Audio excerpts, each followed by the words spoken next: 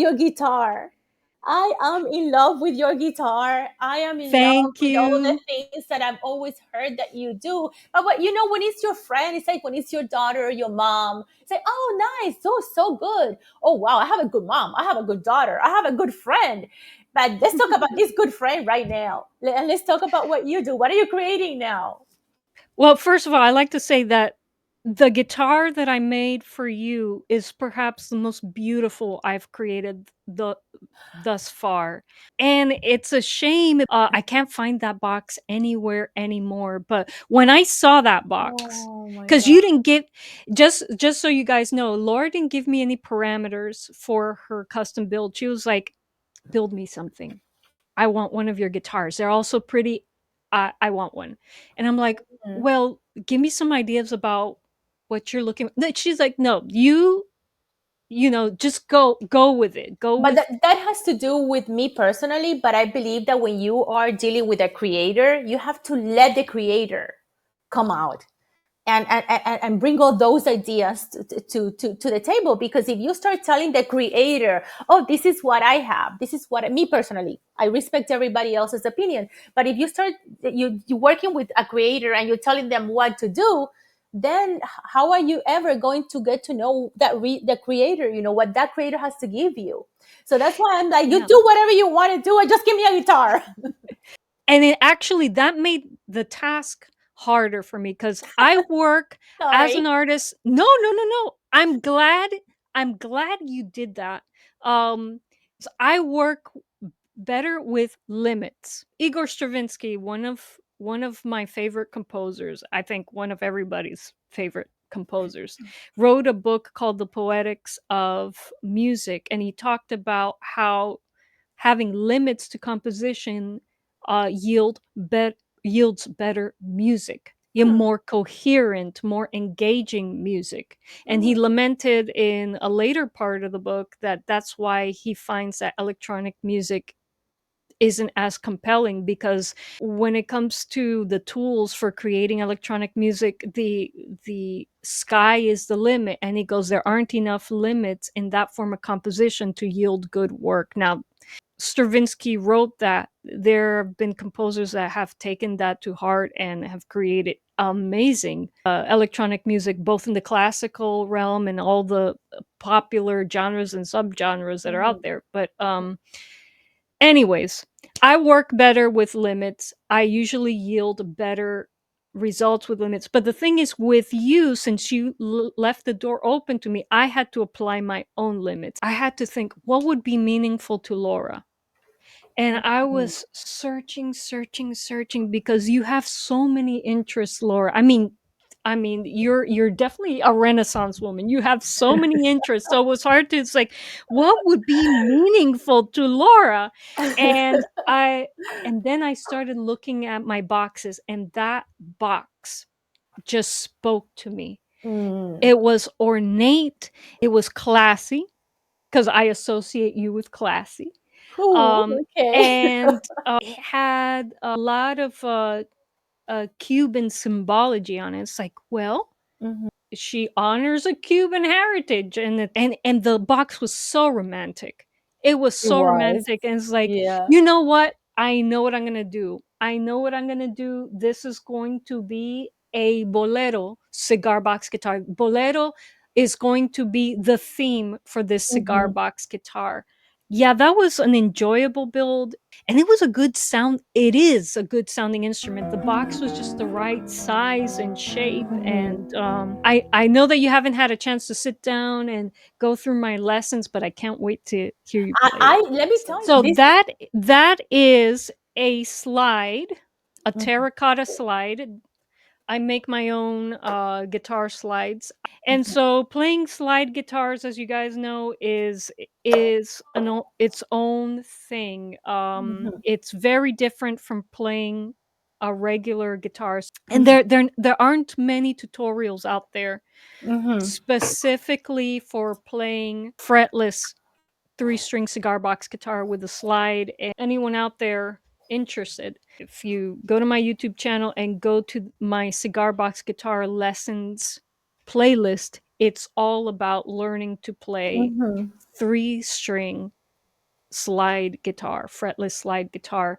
And I have a compilation of lessons I've produced on there. And I also have lessons that were produced by creators that I learned from. So Hmm. Hmm. definitely check that out. And Laura, when you have a chance, you are an incredibly busy woman. When you have a chance, check it out. I have seen some of your lessons, and the teacher comes out. The teacher in you comes out. You can tell this is how you do it, and it's so simple, and it's so to the point. Now you do this, that I have seen others, and it's like, forget it. It's so confusing, at least for me, that I cannot. But I just wanted to show you this is so beautiful, and this is the romantic box that you were talking about. Yeah, And it's just, yeah. and I love what you did up here. This is like so delicate and so beautiful that wow. I guess you need to have it in your hands to actually appreciate it even more. Well, I'm proud that you have it in a prominent place in your writing studio. It My looks writing studio. beautiful there. I have it in my writing studio with my flamenco abanico, and With the with the castanets. castanets as Love well. that. Love that. At some point, here's another project. I want to produce a documentary on the history of the cigar box guitar. Yeah. That's not a video. That's going to be a movie. You can Oh, make yeah. it It's going to be a massive project. You can go to cigarboxnation.com or CB Giddy and get information on the history. And I'm sure people have produced videos. A colleague of mine on YouTube sent me his book on the history of the cigar box guitar. And what I want to do is amalgamate everything that I've learned and create a video because it has such a rich history. This instrument that people have forgotten in this country had a huge impact on music that was born in this country. And even from the beginning, the variety of building methods and building styles was enormous. And today, there's an enormously huge amount of build styles and build methods. I learned about them a few years ago and I'm like, I want to build that. That is so cool. I always told my students the tools you use to compose affects your sound, and if you use the same tools as everybody else you sound like everybody else. Yeah, everybody is using the same plugins, the same synthesizers, and even in the production process everyone's compressing and using these and these tools in the same way. What if you were to use something different, something that ensures that you are using something different? Is if you build the tools for creating music yourself. And I got into making my own music production slash performance art software in Max MSP.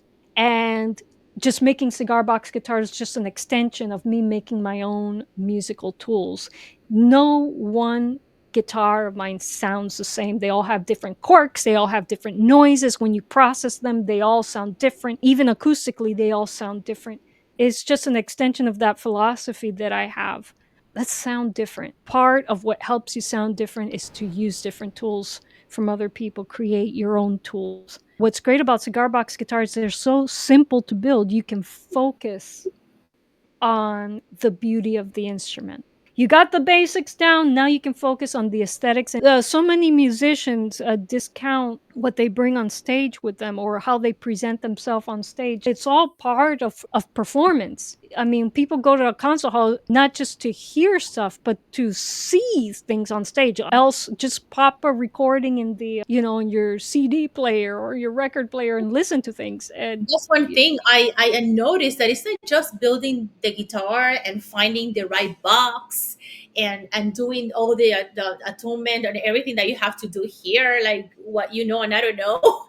But and for it to look beautiful, it's just to feel it. You have to feel the instrument, and how beautiful it is to feel the instrument that you built, the instrument that you made yourself, that you know, I'm going to add this and I'm going to make it pretty here. And you don't you don't get to do that when you go to a store and just buy the guitar. Exactly right. Exactly right. Peter says, "I would love to see that documentary." Peter, I can't wait to work on that project. And but again, so many things that I have to finish first Yeah, in yeah, order to get there, in order to have the luxury to work on that project. Peter says, I could not get the use of piezo in terms of adding color and personality to it till you explained it to us.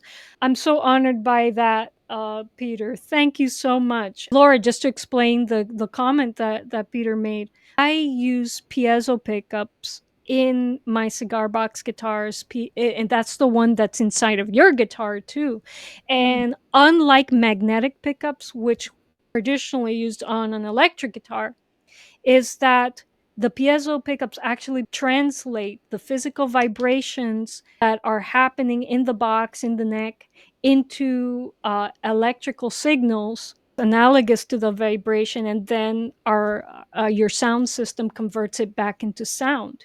Magnetic pickups don't do that. That's why you get such a clean sound for magnetic pickup. But why do you want clean? Why build a cigar box guitar unless you want the unique sound think that so. that instrument is creating acoustically? And you could only get that from piezo pickups. And yeah, it's a dirty sound. It's sometimes an unwieldy sound. If musicians may have a problem with that because they're used to working with beautifully crafted, pristinely Yeah, crafted instruments that create very clean sound. But again, it's the experimental, rebel composer in me. I want to sound different. There's yeah, no point in someone listening to me unless I'm different than what you hear on the radio. yeah, Who am I? Why listen to me? Why look at what I build or what I do? Why come to my concerts if what I produce is what you're getting in the mass media? It makes no sense. Oh, Laura, I wish I had more of those Amor boxes. They are so beautiful. My goodness yeah. How gracious. did you get this one? This is la aroma de Cuba. The smell of Cuba, the Aroma aroma de of Cuba is what it Cuba. says here. And Yeah, so that yeah. box, I get most of my boxes donated to me by a local cigar shop, and rather than spend money to keep things in storage, every time I go, there's like, "Hey, you want boxes?" I'm like, "Yes, please give me boxes." But the Aroma de Cuba didn't come from them. My cousin, many years ago, used to build cigar box guitars, and he had a stash of boxes, and that was the only one in his Oh my stash that he God. gifted to me. So And this is like a unique thing that I have. you have a very, very unique CBG, Laura. I have not been able to get my hands on the Aroma de Cuba El box, Bolero. and but I would love to get my hands on another one of those to Oh, build another beautiful bolero. do you So know who makes them? Do you know who what cigar company works with them or not anymore? Aroma de Cuba, I looked them up because their boxes are so beautiful. They were established in the 19th century, and the designs you see on their boxes today are the ones that they used in the 19th century. So they kept up the tradition. Oh, The company's not based in Cuba anymore. I think it's currently in Nicaragua for the obvious reasons. Beautiful art on those boxes. Yeah. beautiful, beautiful, amazing. So romantic.